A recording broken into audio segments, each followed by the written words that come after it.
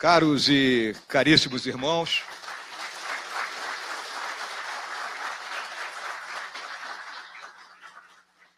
senhoras aqui presentes, eu inicialmente gostaria de expressar a minha satisfação, o meu orgulho, o meu privilégio por poder, nessa noite, me dirigir a essa plateia constituída de homens livres e de bons costumes, que cavam masmorras aos vícios e erguem templos à virtude. Comigo me acompanha o Coronel Ferraz, meu assistente, e que na linguagem militar é conhecido como Joel, jovem oficial de efeitos luminosos.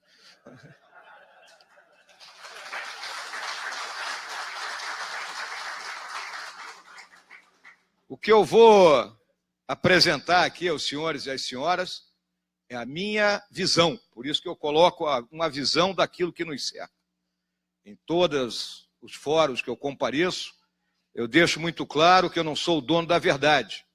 Cada um de nós tem seus conhecimentos, suas habilidades, suas atitudes, seus valores, suas experiências, né? E isso dá uma percepção. E é isso que eu vou tentar transmitir aqui de forma a mais objetiva possível a todos os senhores. Como antigo integrante, ali, eterno integrante, digamos assim, da atividade de inteligência, eu sempre gosto de me reportar a essa frase do John Foster Dulles, foi secretário de Estado dos Estados Unidos e um dos criadores da Agência Central de Inteligência, onde ele diz que a inteligência é o mesmo que clarevidência, é um tipo de ofício artesanal de profetizar. Mas o que eu quero dizer com isso? É que quando a gente trabalha buscando enxergar o que acontece na nossa volta, a gente normalmente se encontra naquilo que nós chamamos de um estado de opinião, que é entre a dúvida e a certeza. Por isso que eu enfatizo que aqui eu tocarei na minha visão. Vamos seguir esse sumário, uma rápida introdução. Farei uma análise da conjuntura, conforme foi dito aqui no início da nossa atividade, abrangendo o mundo de hoje, a América do Sul, que é o nosso entorno próximo, e o nosso país. Vou discorrer alguma coisa do que eu penso que tem que ser o Estado moderno, que é para onde nós temos que dirigir. E vamos a uma conclusão. Pode ir, Ferraz. Essa transparência, né, eu podia até colocar aí, em homenagem ao Brigadeiro Martins e ao Coronel Brito, que não existe céu de brigadeiro, né? Mas não existem mais mares tranquilos. O mundo de hoje, ele é cataclísmico. Ele muda constantemente. Ele nos chacoalha, ele nos atinge. Por quê? Porque existe uma velocidade de informação muito grande. Se nós colocarmos aqui eu estou com uma plateia de gente experiente, né, que já viveu outras épocas, se nós voltarmos não muito tempo atrás, 45 anos atrás, vamos colocar aí, nós não tínhamos rede nacional de televisão, não havia televisão colorida, não tinha internet, a gente trabalhava na máquina de escrever, ou seja, as informações eram transmitidas de forma muito mais lenta. Para mim, que morava lá no interior do Rio Grande do Sul, para chegar a música mais nova, alguém tinha que ir ao Rio de Janeiro comprar um long play, não é? Ou então um compact disc. Não é?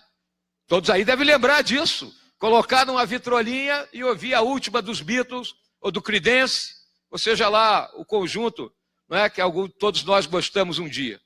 Né? Então era um mundo tranquilo, um mundo calmo, sereno. Hoje não. Hoje as coisas mudam por quê? Conforme falou o Ricardo, segunda-feira acontece uma coisa, na terça outra, na quarta uma terceira, e a gente não sabe para onde vai. Então essa é a realidade que nós estamos vivendo e que nós temos que enfrentar. Não podemos fugir disso. Próximo, Ferraz.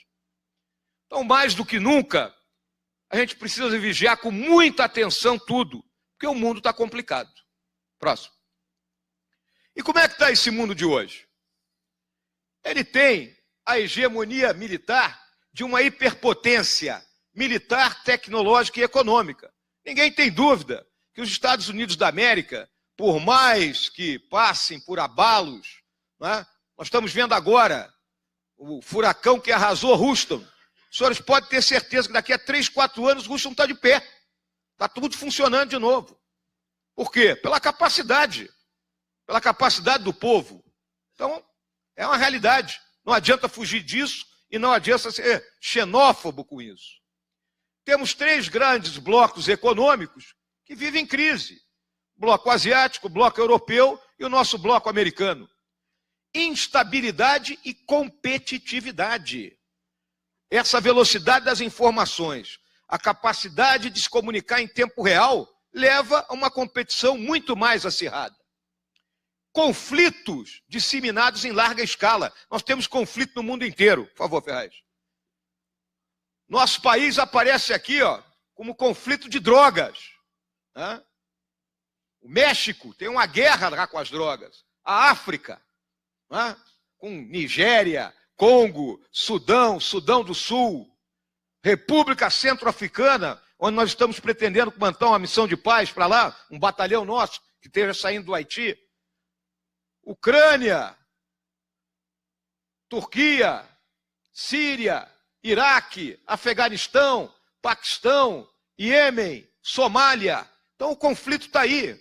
Nós estamos a qualquer momento algo pode acontecer. E o flagelo da guerra nos atingir. Próximo.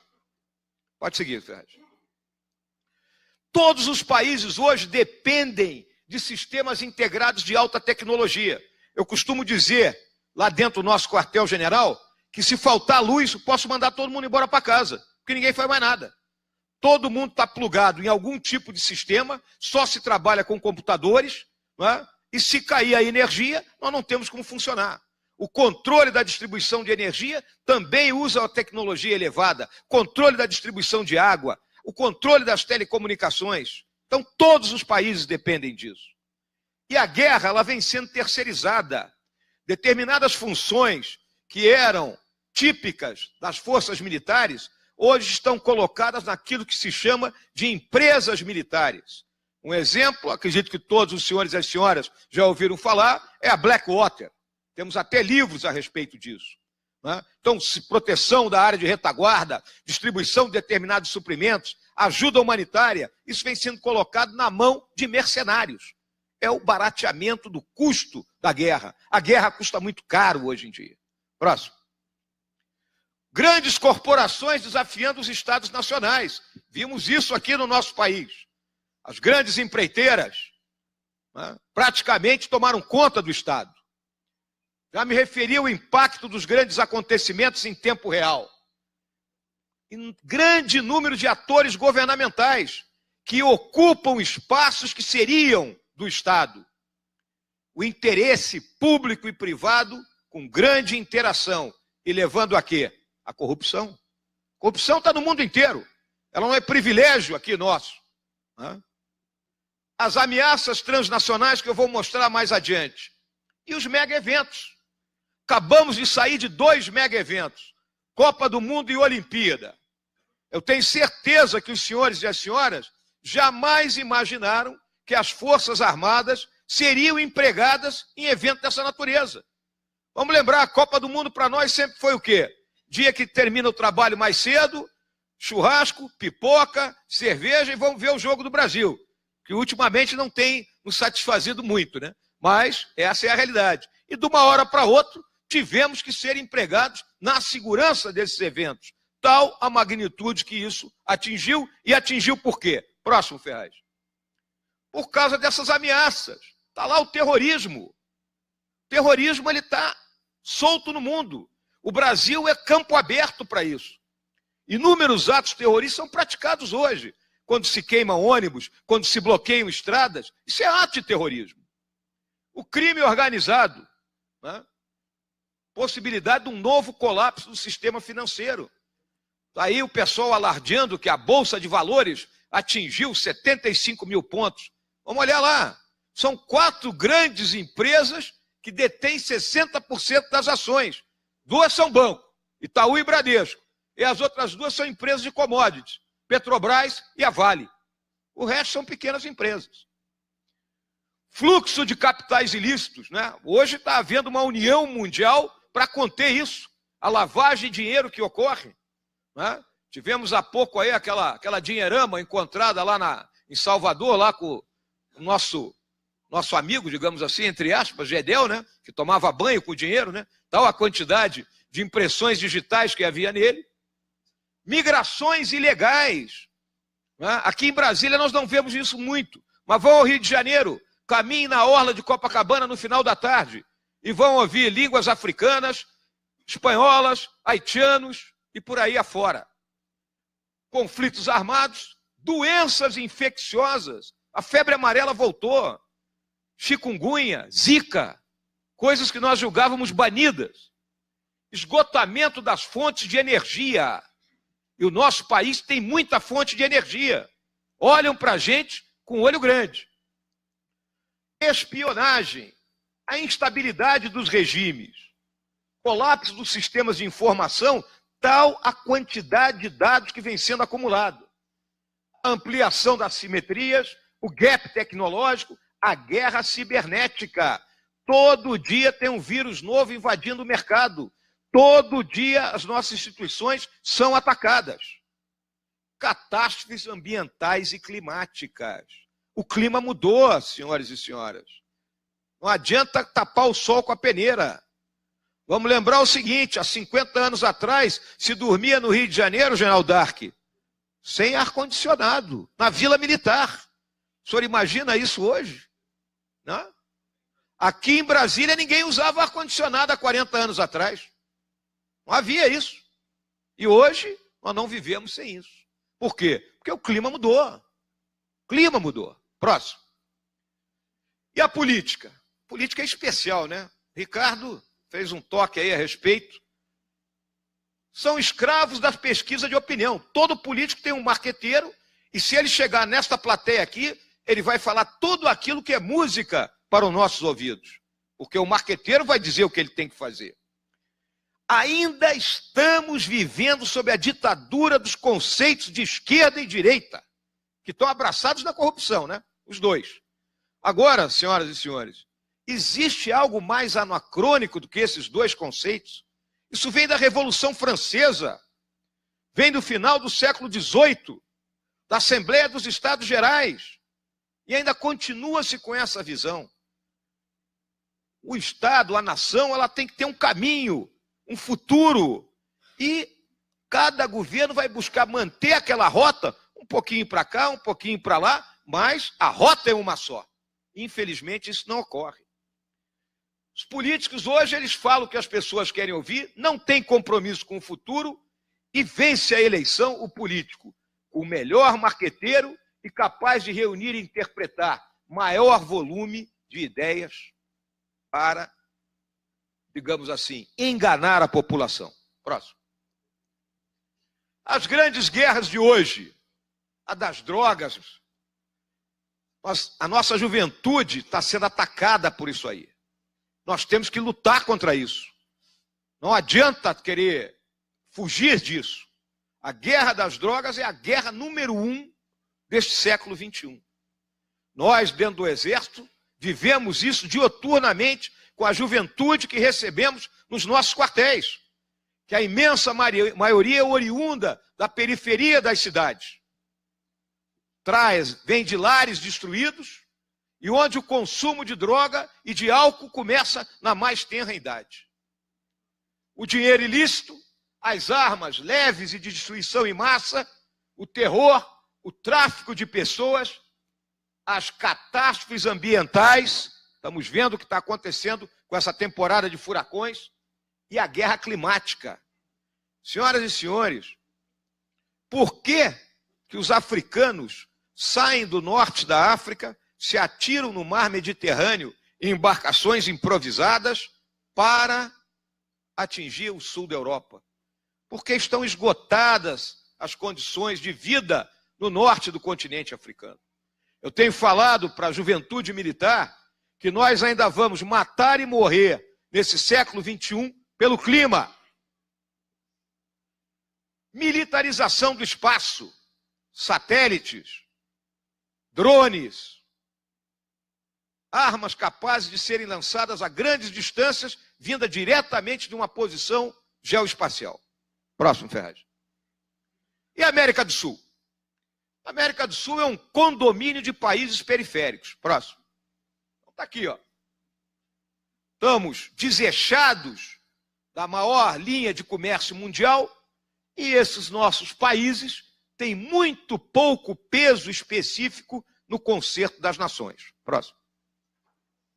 Ainda tem um ideário obsoleto e sentimentos vivenciados na era colonial.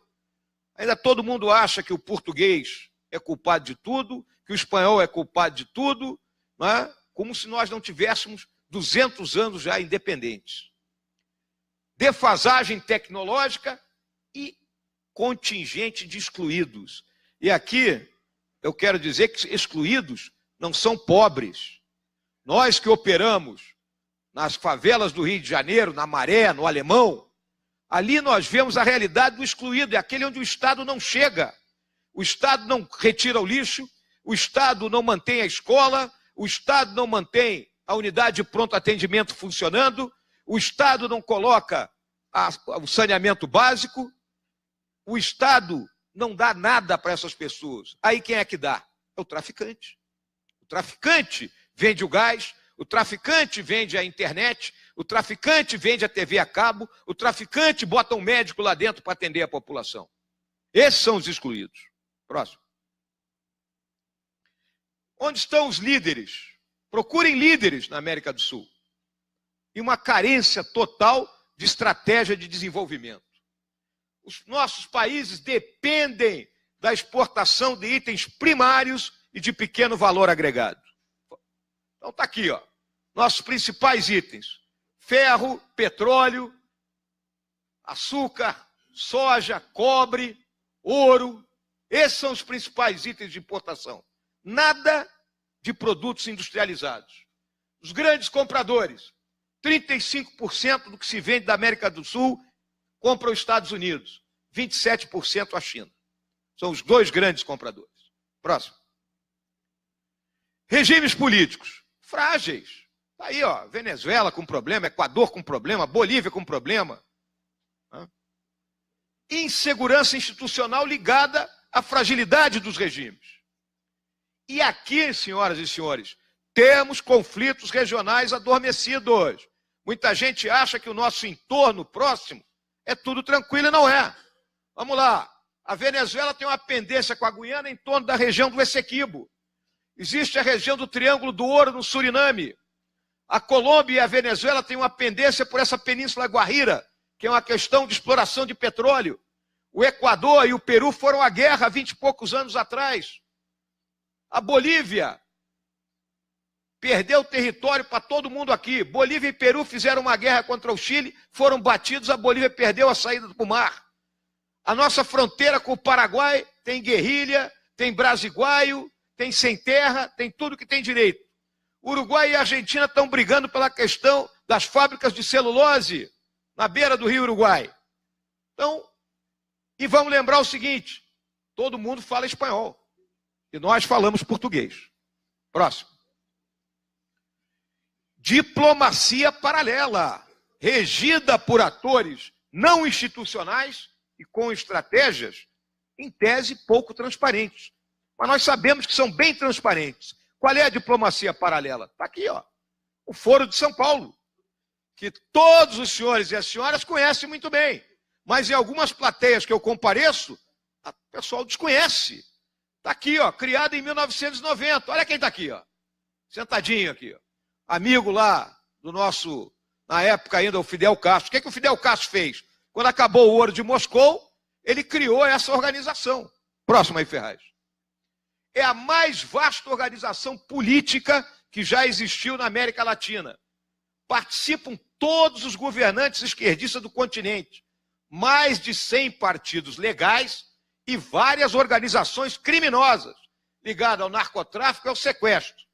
Tínhamos as Farc agora vão virar um partido político, e o Movimento de Esquerda Revolucionário Chileno, entre outras. Foro de São Paulo está atuando? Está atuando. Próximo. Está aqui, ó. Segundo encontro, 15 de julho, solidariedade a quem? Lula e a Venezuela. Então, esse pessoal não desiste nunca. Hã? Aquela história, sou brasileiro e não desisto. Aqui, ó, essa turma aí não desiste. Próximo. Aqui temos condições favoráveis à atuação daquela criminalidade transnacional, inteligência dos grandes países, ONGs, grandes empresas e decisões das organizações multilaterais. ONU, OTAN, decisões desses grupos nos influenciam. Somos vulneráveis àquelas ameaças globais e aqui estão os maiores produtores de droga. Bolívia, Peru, Colômbia na cocaína e Paraguai na maconha. E quem é o grande mercado consumidor? O Brasil. Tudo que eles produzem ou vem para cá ou vai na direção dos Estados Unidos e da Europa. Essa é a realidade. Próximo. Chegamos ao nosso Brasil. Como é que anda das pernas no nosso país? Ninguém tem dúvida do nosso porte estratégico, né? 8 milhões e meio de quilômetros quadrados, 7.500 quilômetros de costa, 17 mil quilômetros de fronteira, com 11 países diferentes. E aí é importante, senhoras e senhores, soluções para a nossa questão de fronteira não é igual de outros países. Olha o tamanho da nossa fronteira e a quantidade de gente com quem a gente se liga. Vamos lembrar o seguinte, ó. Os Estados Unidos faz fronteira com quantos países? 2. Um é o Canadá. Tem algum problema na fronteira com o Canadá? Nada. O outro é o México. São 3.200 quilômetros de fronteira com o México. E eles, com todo o aparato que tem, não conseguem controlar aquilo lá. Então, fronteira, muitas vezes, a imprensa, determinados formadores de opinião, colocam determinadas coisas que não condizem com a realidade de um país como o nosso. E cada cantinho da nossa fronteira é diversificado. Eu fui comandante de brigada, lá na Cabeça do Cachorro, no noroeste do Amazonas, São Gabriel da Cachoeira. Eu tinha 1.500 quilômetros de fronteira de selva, 900 com a Colômbia e 600 com a Venezuela. É quase a metade do que os Estados Unidos têm com o México. Crise política, preciso discorrer da crise política, de todo o esgotamento do modelo implantado a partir da Constituição de 88, que um dos partidos políticos existentes hoje chamou de presidencialismo de cooptação. Preciso discutir da baixa representatividade dos poderes da República. Preciso tratar da forma como nós temos uma proliferação de partidos que não representam a ninguém. Algum dos senhores e as senhoras se sentem representados por algum partido político existente? Está coerente com as ideias que a gente comunga? Então nós precisamos reformar a nossa política, com urgência, para que ela viva com P maiúsculo e não com P minúsculo. A crise psicossocial, a crise de valores da sociedade, Ricardo tratou dela. O Ricardo esgotou praticamente a minha palestra. Essa crise, ela está atacada onde? Na célula máter da sociedade, que é a família. A partir do momento que se busca destruir a família.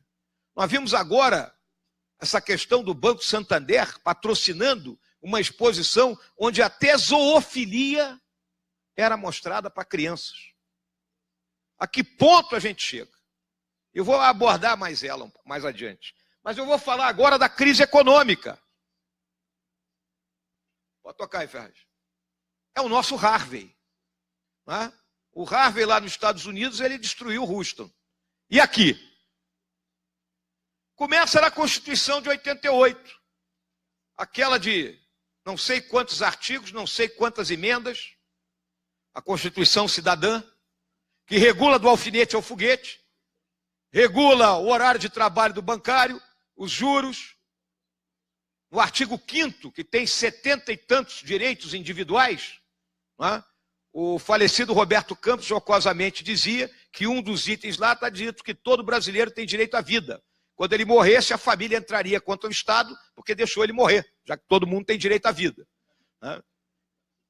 Cheia da palavra direito e pouquíssima da palavra dever. Dali tivemos a hiperinflação.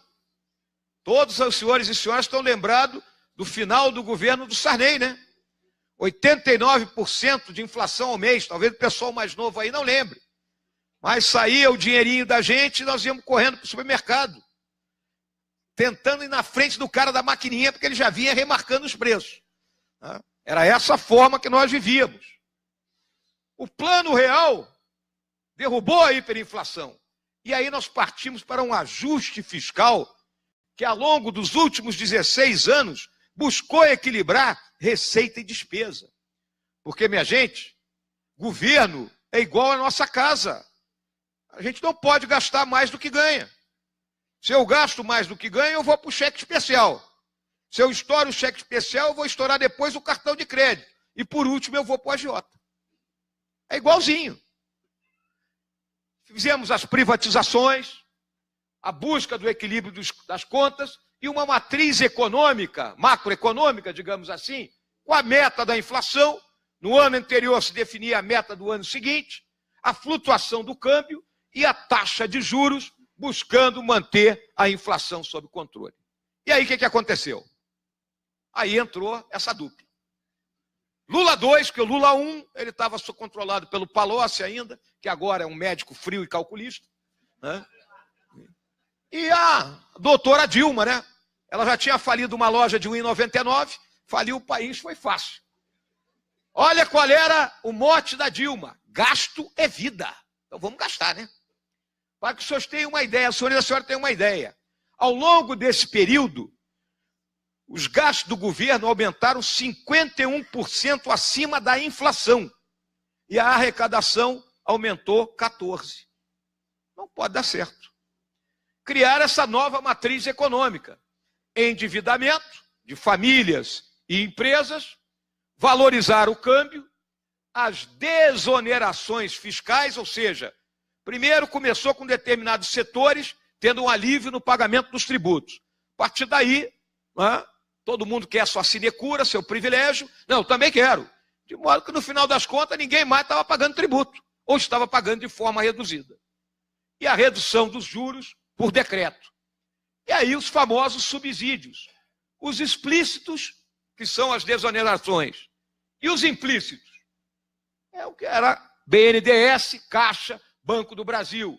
O BNDES captava dinheiro a 13% no mercado e emprestava a meia dúzia. A diferença coberta pelo Tesouro. Mas coberta como? Com dinheiro que o Tesouro tinha? Não, com o título da dívida pública. E aí a dívida foi aumentando. Os senhores sabem quanto está a dívida hoje do PIB? 74% do nosso PIB. São 4,7 trilhões de reais que nós estamos devendo. A contabilidade criativa do Arno Agostinho, né, o velho trotskista lá do Rio Grande do Sul, e aí levando ao atraso nos pagamentos. Por quê? A Caixa paga os benefícios, auxílio-desemprego, benefício de prestação continuada, e o governo tem que ressarcir a Caixa. Aí o governo não ressarcia, pedalava, jogava para o outro ano e deixava o prejuízo na conta da Caixa. E aí, déficit fiscal, né, e aumento da dívida. Observem o déficit. 2012 nós tínhamos superávit. Isso aqui é resultado primário. Resultado primário é conta de padaria. É receita menos despesa. Não entram aí os juros da dívida pública. Então, 104 bilhões em 2012, 2013, 91, aqui ó, 2014, tínhamos que fazer o diabo para sermos eleitos. Não era isso aí? Menos 32,5, 15, menos 111, 16, menos 154 e agora menos 159 bilhões. Essa é a situação do governo brasileiro, senhoras e senhores. Eu tenho alertado meus companheiros na minha instituição sobre isso, porque em determinado momento o Estado pode quebrar. A economia, ela anda, mas a economia estatal, ela não está andando. Próximo. E o resultado final disso aí? Se criou um novo regime fiscal. Qual é o novo regime fiscal? A pizza do governo é uma. O que é que ela aumenta para o ano seguinte? De acordo com a inflação do período de julho de A-1 até junho de A. Esse é que o orçamento só pode aumentar nisso. Então, engessou o orçamento. E a vida real? Por determinação constitucional, as despesas com previdência, pessoal e benefícios crescem acima da inflação. Em consequência, vai aumentando a parte da pizza das despesas obrigatórias e aquilo que se chama de despesas discricionárias, que são o investimento e o custeio da máquina pública, vai sendo comprimido. E aí o governo para. Ele vai ficar só pagando gente. Até quando? Prazo é 2022. Em 2022, se nada for feito, o orçamento da União será todo consumido pelas despesas obrigatórias. Próximo. Para cumprir a meta, está aqui que eu falei, o governo tem que cortar gastos com custeio e investimento, e com isso falta o recurso para saúde, educação, defesa. E em 2022, as despesas obrigatórias serão maiores que o orçamento da União. Próximo. E aí eu trago essa frase do Roberto Campos, uma conclusão parcial, né? Que a diferença entre a estupidez e a inteligência é que a inteligência é limitada, infelizmente. Essa é a realidade. Próximo. Pode ir, Ferraz, isso aí já... Bom, nichos de... Volta, Ferraz. Perdão. Nichos de pobreza preocupantes aqui no nosso país. A infraestrutura logística. Nós construímos um modelo inicial montado em cima de rodovias, não conseguimos ter a interoperabilidade. Não é possível que com 7.500 quilômetros de costa, com portos, a gente tire uma carga do Rio Grande do Sul para o Rio Grande do Norte em lombo de caminhão. Próximo. Bases institucionais do nosso país frágeis. Aplicação desequilibrada das expressões do poder nacional. Só temos 1,2% do comércio mundial. E dependemos de tecnologias alienígenas. Não dominamos todos os ciclos tecnológicos. Defesa e segurança são precárias. E a atividade de inteligência, ela se tornou maldita com o fim do período dos presidentes militares. É chamado de ditadura militar. O período de 1964 a 1985 é deboche. Porque os mesmos que chamam de ditadura militar chamam Fidel Castro de presidente. Próximo. Atores à margem da lei, abrigados em áreas e segmentos carentes da população e em atividades envolvidas pelo Estado. Então aqui estão os dois grandes grupos de bandido que nós temos. Aquele bandido que nos assalta na rua, que rouba o celular, que rouba o carro, que dá um tiro num pai de família na esquina para tirar qualquer troco que o cara tenha, e a turma do colarinho branco, a turma dos 51 milhões, né? A turma como o nosso Carlos Arthur Nussmann, que tinha mais dinheiro em casa que no banco. Né? Eu acho que ele não confia nos bancos, deve ser algo dessa natureza. Sociedade carente de coesão cívica. A sociedade brasileira está anímica. Ela mal e porcamente ela se robustece para torcer pela seleção brasileira. Ou então sai brigando entre si em qualquer jogo de time de futebol. Crescimento insuficiente e o Estado é partidarizado. O partido assume, ele loteia tudo. Tal ministério é do Cicrano, o outro é do Beltrano e aquilo é porteira aberta. Coloca quem ele quer lá dentro e vamos dar um jeito, né, de fabricar dinheiro. E aí a gente se lembra sempre daquele personagem do Justo Veríssimo, né? Do Chico Anísio, o Justo Veríssimo, né? Aquele deputado que só queria uma mamata, uma negociata, é o que nós vemos. Índices preocupantes de corrupção. Próximo. Então está aqui o mapa da corrupção no mundo. O Brasil ocupa a posição 179. Né? Os Estados Unidos é o 18º, olha aqui na América do Sul. O Uruguai é o 21º. E a Dinamarca é o país menos corrupto do mundo. Próximo. O aparato de segurança pública é frágil, obsoleto e comissões institucionais precariamente definidas. Senhoras e senhores, a polícia vive o pior dos mundos. Se ela age como polícia, reprime, prende, mata, a equipe dos direitos humanos aí da Maria do Rosário e Jean Willis e outros, né, Randolfo Rodrigues e por aí afora, vai cair em cima da polícia. Observe e leia uma página do Globo, qualquer dia da semana. Os senhores encontrarão o seguinte relato. Na comunidade do Pavãozinho, na localidade conhecida como Vietnã, o grupo de policiais estava patrulhando e encontrou marginais armados e houve o confronto. Queriam que houvesse o quê? Que a polícia fugisse e deixasse os marginais armados tomando conta da área. Então, a polícia vive o pior dos mundos. Tem que mudar isso. Somos suscetíveis a todas aquelas ameaças transnacionais. Dificuldade para garantir as vias do nosso comércio. A nossa marinha, a nossa força aérea, sucateadas. E o Estado? É caro, minha gente. O Estado é muito caro. Somos extremamente burocratizados. Em tempos de tecnologia, intenso uso da tecnologia de informação e comunicações, ainda tem carimbo, hein? Ainda tem carimbo. Corporativista em alguns segmentos do funcionalismo. É só o privilégio. Valorização assimétrica de servidores e práticas obsoletas na máquina pública. Então, esse é o quadro que nós estamos vivendo. Próximo. E aí vamos ver como é que é o Estado moderno. O que se espera do Estado hoje? Próximo. Não há dúvida que houve um aumento exponencial das demandas sociais. O Estado tem muita coisa para prover. E aí, todos os estados do mundo têm uma redução da sua capacidade financeira. Todos enfrentam uma crise fiscal, que ela tem que ser combatida. Os padrões de referência são os países mais desenvolvidos.